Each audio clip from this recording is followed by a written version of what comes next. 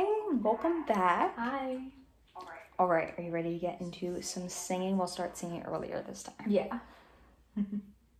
Okay, as a warm-up today, what I'm going to do is I'm going to walk you through a bunch of exercises that are going to get harder as we go along, and they're actually going to reflect the phases of melodic development you went through as a child. What that means is the earlier ones are new ones you could do as a baby, and then the later ones are new ones that you could do now. Because you're in middle school, you've reached a point where you've gone through every one of these stages. So before we begin, what do you need to be doing? The same posture? Yes, I'm glad you remembered. Let's see it. Okay, looks good. So the first thing I want you to do is imitate me. If I sing a note, I want you to sing that same note. And if I make a noise, I want you to make that right back. Got it? Mm-hmm. Okay. Do.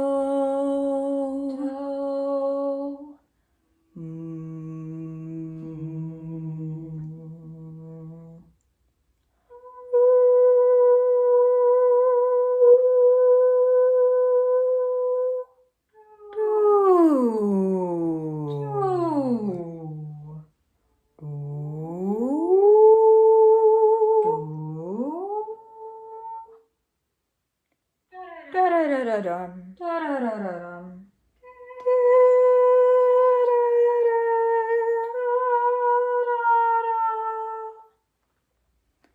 Great. That's actually the first phase of melodic development.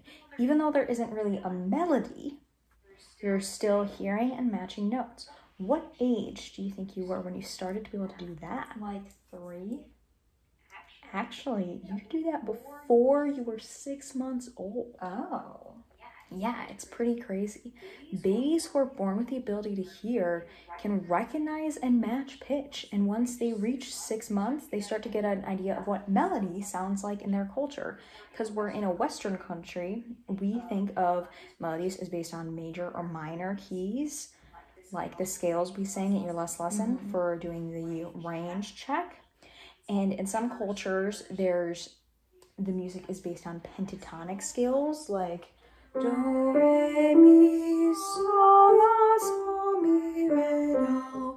I'm sure you've heard some of that before. Yes. There's also some scales that are based on smaller intervals. We have the minor second, but some cultures have smaller intervals than that.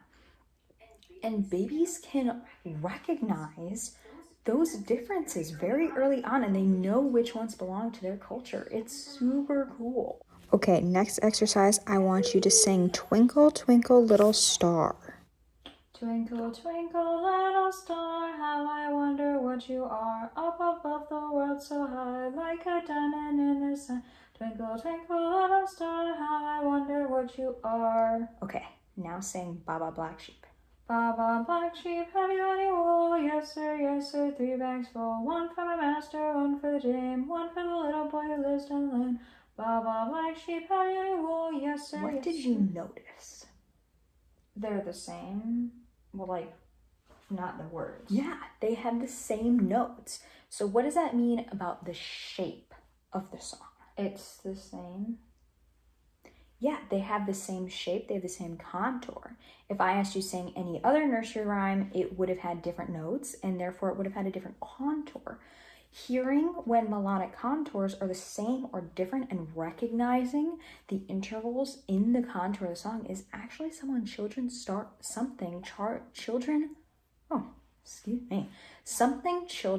can start to do at like 6 months. That's crazy. Yeah, it is.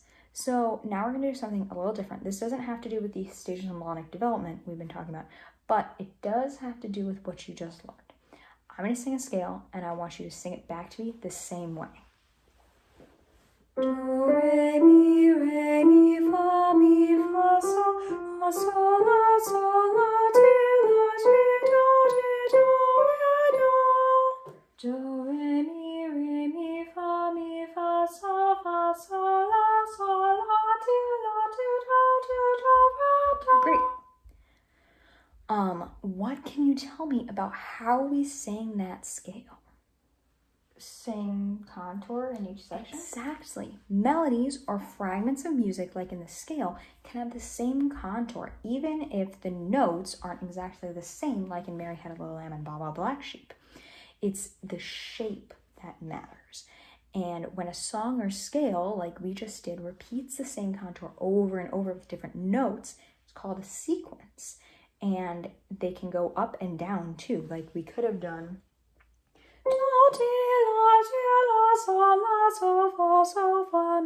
and that would have also been a sequence.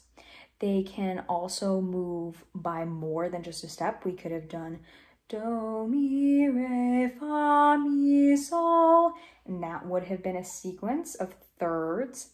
So let's do this exercise with a different scale. The one we did was major, and let's do one in minor. Ready? Do, re, mi, fa, fa, sol, la, do, re, mi, fa, sol, la, do.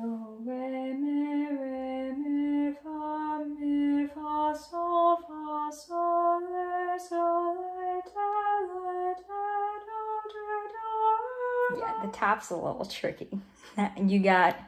You pretty much got it. So there were a few notes that were different than the ones we sang in major, and those were the ones that you had a little bit of trouble with. What were those notes? Melodic. Exactly. Yeah. So you have to hear those differences between major and minor. So let's go back and do some more melodic development stuff. So I am going to hum a song, and I want you to tell me the name of the song and then say it back to me on words. Got it? Mm-hmm.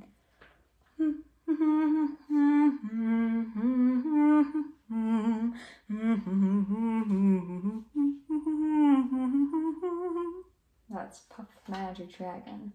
Puff the Magic Dragon lived by the sea and frolicked in the autumn mist in a land called Hanali.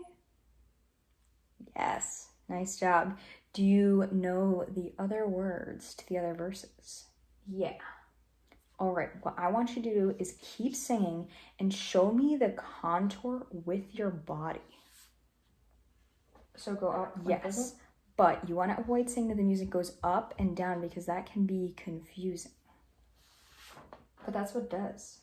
Technically, yes, but we also use up and down reference to volume, like turn the TV down or turn the music up. So it's better to say that the music is going upwards or higher or going downwards or lower. Okay, you ready to sing? Yeah. Little Jackie Paper loved that dragon Puff and brought him strings and sealing wax and other fancy stuff. Together they would travel on a boat with billows sail. Jackie kept a lookout, perched on Puff's gigantic tail. It is harder when you're doing both singing and moving, but children can actually move to the shape of music, recognize familiar songs, and sing them back starting at 1.5. Can you believe that? Wow. Yeah. I mean, this phase of development does go until 4, so they might not be very good at it, but they can still do it. All right, ready for another exercise? Mm-hmm. I am going to sing some notes, and I want you to sing them back as long as you can comfortably sing them. And then I want you to tell me whether they're high or low notes. Ready? Here we go.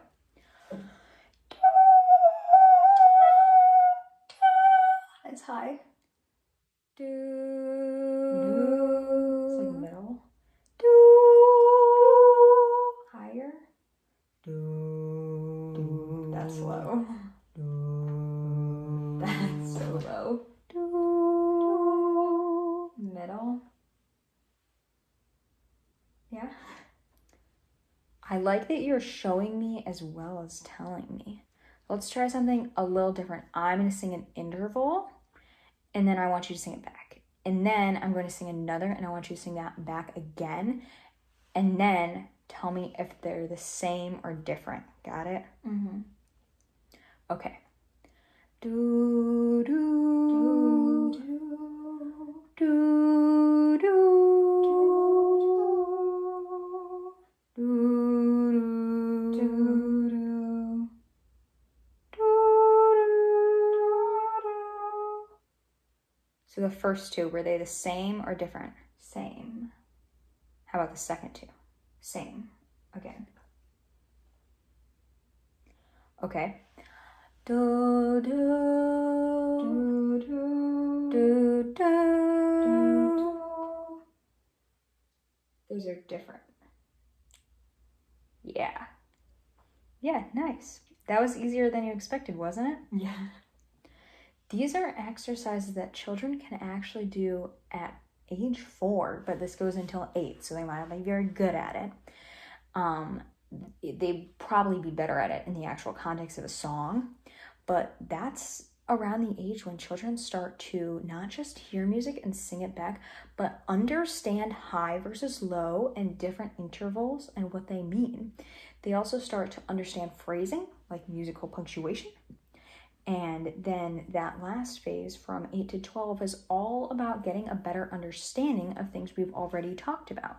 Children recognize repeated notes and leaps. They hear patterns or sequences like you can, moving up and down. They start to really understand what scales mean. And you demonstrated the ability to do all of this, which means that you recently aged out of this phase. You know how to do everything in it, and that's really great for your development. Means you're in a super awesome place to do some singing. Yeah, it's actually pretty incredible. All right, that was a pretty long warm-up, and that was mostly me talking, so let's get into actual singing. I'm going to have you sing along with the piano today. Okay. We're going to focus on hearing harmony underneath what you're singing and identifying whether it's major or minor, which you should be able to do because we sang some scales like that earlier. So let's do some more scales, and you can sing. I'll play harmony under each note, and then we'll get into some songs. And I want you to tell me if you hear that some chords sound different versus some that they sound the same. Like we might have this, which has do, mi, so in it, or you might have some that are minor and have la, do, mi, has a minor in there, do, mi, so. So I want you to listen for those differences when we're doing some scales. Ready?